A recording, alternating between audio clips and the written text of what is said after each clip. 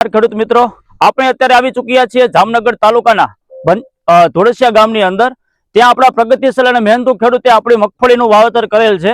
તો તેવા ખેડૂત મિત્રના મુખ્યત્વે આપણે સાંભળીએ કે તેઓએ આ મગફળીનું બિયારણ ક્યાંથી ખરીદેલ છે, કઈ કંપનીનું વાવેતર કરેલ છે અને આ મગફળી તેમને કેવી લાગી. જય શ્રી કૃષ્ણ. જય શ્રી કૃષ્ણ. ખેડૂત મિત્રોને આપનું શુભ નામ એક જણાવશો ને? રમેશભાઈ વસરામભાઈ વાગડિયા, ગામ ધોળસિયા. આ મગફળી તમે નજીકના કયા એગ્રોમાંથી ખરીદી કરેલ છે? આ અમારા ગામમાં બંસીધર એકલો વિજયભાઈ છે ને, ત્યાંથી ખરીદી કરી. હવે આ ખમા ખોડેલ સીડ્સની જીજી 35 નામની જે વેરાયટી છે એ તમને કેવી લાગી? બહુ સરસ લાગી, મને તો બહુ સરસ લાગી છે.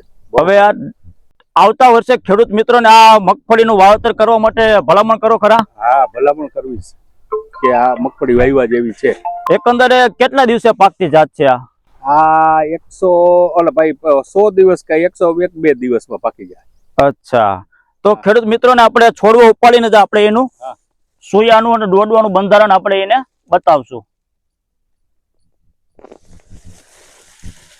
ખેડૂત મિત્રો, આ એક છોડવાની અંદર આ છે, તમે જોઈ શકો છો દોડવા કેટલા બેઠેલા છે.